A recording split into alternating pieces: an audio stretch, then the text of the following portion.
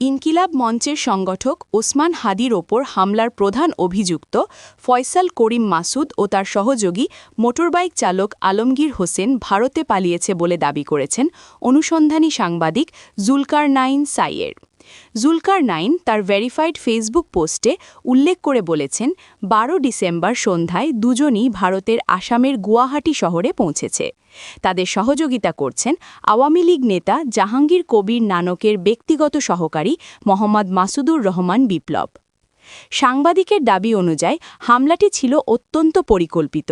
তিনি আরও উল্লেখ করেছেন, একই ধরনের আরও কিছু হামলার পরিকল্পনা করা হয়েছে, যার সম্ভাব্য হিট টিমদের মাধ্যমে পুনরাবৃত্তি ঘটানোর চেষ্টা হতে পারে।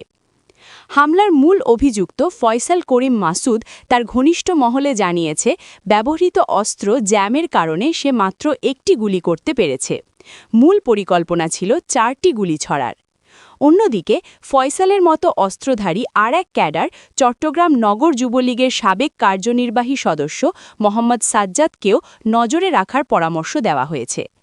সাজ্জাদকে গত ১৩ মে রাজধানীর গুলশান থেকে গ্রেপ্তার করা হয়েছিল ফয়সাল আহমেদ শান্ত হত্যার মামলায়। তবে ২৯ জুলাই সুপ্রিম কোর্ট থেকে তিনি জামিনে মুক্তি পেয়েছেন।